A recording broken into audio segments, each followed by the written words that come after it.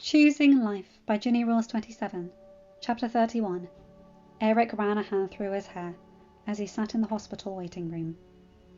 Honestly, it almost felt like a dream. His eldest daughter was having a baby of her own.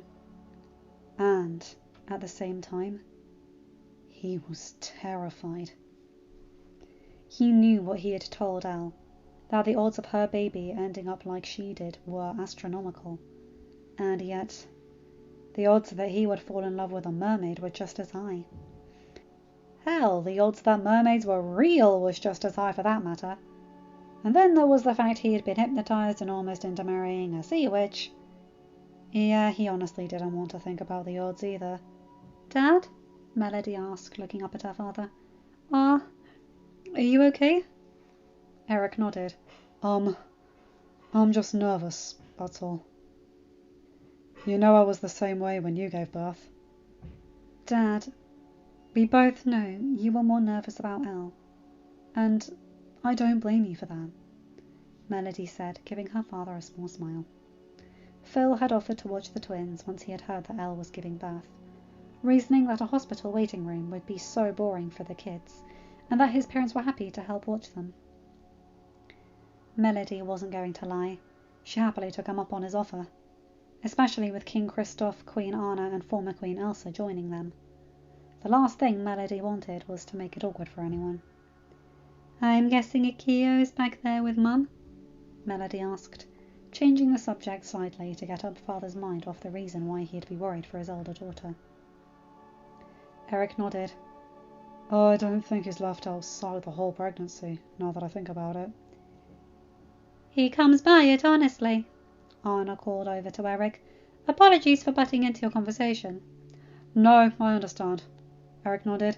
"If someone was talking about Melody or Elle, I'd jump in myself." "But what did you mean by Akio comes by it honestly?" Anna gestured to her sister. "When I was pregnant with him, Elsa barely left my side. I honestly think she would have followed me into the bathroom if she needed to." "Anna, did you forget about your tendency to follow me into fire?" Elsa asked, raising an eyebrow. Anna shook her head. "I'll tell you right now the same thing I told you then. If you don't want me following you into fire, then don't go into fire, Elsa." "But I wouldn't have gone into fire back then. Not when it would have risked my unborn child." "I'm also pretty sure Sven would have held her back if she did try to run into fire." Kristoff spoke up. Elsa chuckled. "That is a very good point. I had forgotten about Sven." "Honestly," Elsa sighed and shook her head before looking over at Eric. "Ever feel like you're the only sane one in your family?" "All the time," Eric said with a small chuckle. "Feeling the love, Dad," Melody said, but she knew her father was only teasing. Besides, her actions back when she was 12 didn't exactly speak to her sanity. True, she didn't know Morgana was the crazy sister of Ursula, but had she not run off, that wouldn't have been an issue. "You know I don't mean anything by it," Eric told her, unknowingly responding to her thoughts and giving Melody a small smile. "I know, Dad." Melody nodded, returning the smile before silence fell on the group, and they continued to wait for word. Any word about the newest member of the family, and of the baby's mother. "Was there a reason why Elle never found out the gender?" Melody asked after a minute. "I know she went to see how many children she was having, but—" "I think your sister said all she cares about is that the child was healthy," Eric told his daughter. "Gender took a back seat to the health of the baby. Well, that and making sure they weren't expecting twins. I'm sure they'd be happy to have twins, but—" "Dad?" "Hmm?" "You're rambling." "Oh," Eric said with a sheepish smile. "So I was. Your mother would probably have explained a bit more succinctly than I did, huh?" "Maybe just a smidge," Melody said, gently nudging her dad with her shoulder. They both knew where her mum was, though. Elle had asked for Ariel to be with her through the labour, and Melody had agreed that was the smartest decision. Yes, they both loved their father, but when one was going through labour, You truly only wanted your mum. Not to mention the hospital had rules about only allowing a certain number of guests during the labour. I hope Elle's doing okay, Melody said softly, gently resting her head on Eric's shoulder.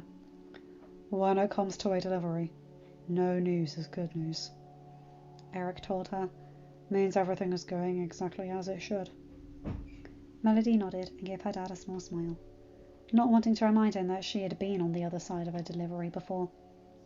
She was pretty sure he didn't want the memory of his younger daughter giving birth flooding his mind on the day that his elder daughter was giving birth to her own child.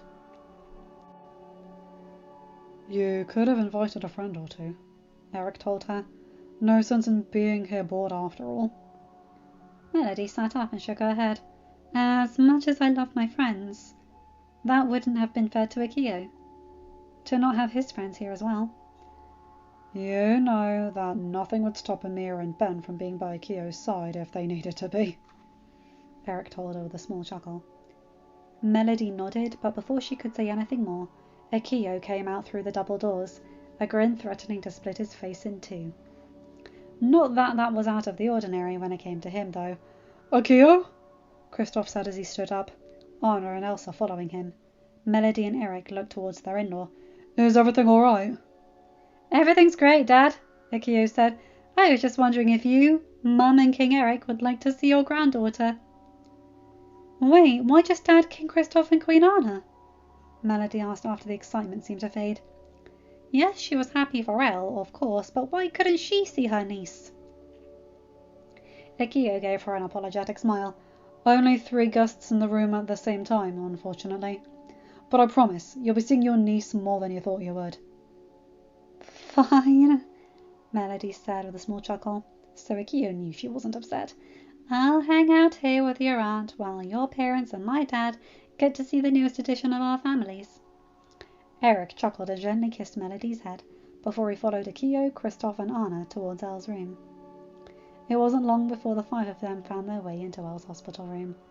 Hey, sweetheart, Akio said with a smile as he slowly opened the door. You up for a few people? Akio, considering you already said you were getting our parents, I think it would be rather cruel if we told them to go away, Elle said with a weak chuckle.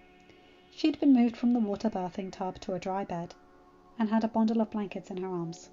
Oh, right, Akio said with a sheepish chuckle. Elle smiled at the collection of parents in her room.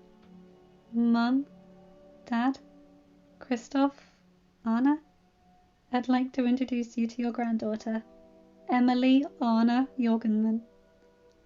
Anna's eyes went wide before tears of joy began pooling at the corners, and she rushed over to Elle's side. Oh, what a beautiful name, she said, smiling at little Emily. Looks as though she'll be joining the Redhead Club as well. We suspect her hair will be closer to strawberry blonde than anything else, Elle explained before looking over at Ariel. Mum, you're not... Elle, after your sister chose Madeline Athena Ariel Rose for Maddie's name, I had a feeling you might need to borrow from Akio's side of the family for a middle name. Ariel said with a small chuckle. We did try samples out from my aunt's on your side, Elle said sheepishly. Elle, honey, are you happy with the name you chose? Ariel said, giving her eldest daughter a loving smile. Yes, Mum, more than anything. Then that's all that matters, Ariel told her, brushing a lock of red hair out of Elle's face. Thankful they'd managed to grab Elle's contacts, so she wouldn't have to worry about the baby grabbing the glasses off Elle's face. Princess Emily Anna Jorgensen. I can't think of another name that would be just as perfect for my granddaughter. Don't worry though, Queen Ariel. The christening will still be on the sea. Akio spoke up. There might have been another one on land so that Sven can attend as well, but the main one will be done on the sea. Ariel chuckled softly, not even commenting on Akio's use of her title. No matter how long he had been married to Elle, Akio still insisted on using titles when he felt they were necessary. I had no doubt that there would be at least a christening on the water. The ocean's a part of my girls, and a part of Emily too. It wouldn't be right to deny her part of our culture.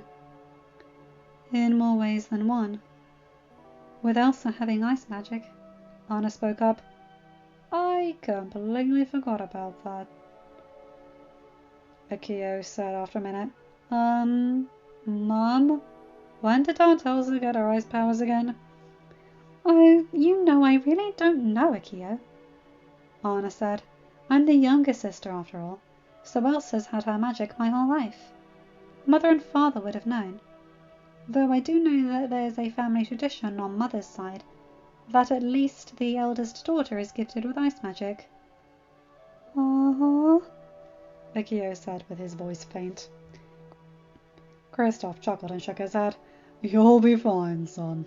And if Emily does have ice magic, you know Elsa will be over constantly to help her to teach her to manage her powers. I think he's thinking more about how my chair will handle having a baby icing up the castle floors. Elle spoke up. Akio, we'll handle it if we need to. Right now, Emily's shown no sign of magic, and it's possible that she'll inherit water-based magic from my side of the family instead. You know, like Uma's powers. You're panicking over nothing. Right, sorry, Akio said with a sheepish chuckle. Anna smiled and gently walked over to rest a hand on her son's cheek. I don't think worrying about your wife's well-being is any reason to apologize, she said gently. But Elle's right, dear. You're worrying about things that may not even happen.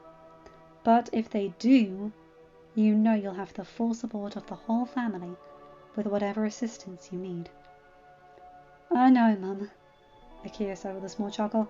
Trust me, I know. You've been an amazing help throughout the pregnancy. All of you have, in fact. Elle nodded. I don't know how I would have made it through the pregnancy without your advice and your assistance, Mum. Or yours, Anna. Think nothing of it, sweetheart, Ariel said as Emily cooed. And I think that's our cue to give someone some food. I'll go get the nurse for you, so Emily can have something to eat. Thanks, Mum, Elle said with a small smile, as Akio went to take Ariel's spot next to Elle, as the former mermaid made her way out of the room to look for a nurse or a doctor to help. Elle looked up at her husband. You know, I'm a little surprised you're not on the phone right now with Amir or Ben, letting them know. Ben's probably working or spending some time with Stephanie and Maurice, and Amir's more than likely worrying about Emma. Didn't you say her due date was soon? She's not due until August, though. Yeah, but you know how Amir's a warrior. Honestly, sometimes I think he just needs to relax and stop stressing. What's with the look? Elle was in fact looking at Akio with a raised eyebrow. I was just waiting for you to realize what you just said and how it might pertain to you. Prince never left my side. That is a good title, Akio said with a small smile before shaking his head. But that's different. If I was off shadowing and you'd need me and something happened. But nothing did happen, Elle said, and gently took Akio by the hand. Emily safely nestled in the crook of her other elbow. You've spent my entire pregnancy more worried than I was, and I love you for that. But now I want you to go and relax. She is right, son, Kristoff nodded. You're not going to get many opportunities to relax as a father. Not that you'd trade any of the moments with your child, of course. But the last thing you want to do is to go into parenthood completely burnt out on day one. Eric couldn't help but chuckle on the look on Akio's face. I know it's probably the last place you expect it to be, but it looks as though right when you're on the other side of the mum-friend treatment, he told his son-in-law. Go home, shower, make your calls. Elle will be just fine. But we're not saying you're not allowed to come back, but believe me, you will regret not taking a moment to recharge once you've had one, Eric told him. Oh, honestly, Ariel's voice came through the group as she led the nurse through the door. If Akio wants to stay here for the day, then I think he should be allowed to do so. There are worse things in the world than an overly attentive husband. Elle chuckled softly. We know, Mum. But you have to admit, there's nothing wrong with making sure Akio takes a break right now, too, while Emily's in the hospital. At least I'm assuming that'll be the case. Mal said her kids had to stay a couple of days.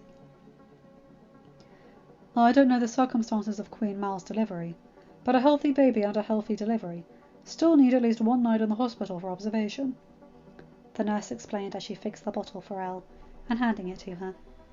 While Elle and Akio both had been open to methods of feedings, they had opted for the bottle. Once Akio had argued that it would be easier for him to do the night feedings. That had cemented it for both of them. After all, a nanny or a governess was out of the question. Just to make sure there are no complications. Well, then I'll be napping in the same room as my wife and child, Akio said, and the tone in his voice left no room for arguments. Akio chuckled. Well, if that's the case, why don't we at least go down to the cafeteria and get some sandwiches? Oh, I think you just said the magic word. Elle shook her head as Akio's eyes lit up. Go on, we'll be okay. Akio sighed. Fine, but I'll be right back. I know you will, Elle said with a small smile as Akio bent down to kiss her on the head, and then gave Emily a small kiss on her head as well. Elle watched Akio and Kristoff walk out of the room, with her smile still on her lips. I decided to slip in when I saw Akio leave, Melody said from the doorway. Queen Elsa came with me. Elle chuckled. How is it you're a mother yourself? Yet sometimes you act like you did when you were 12.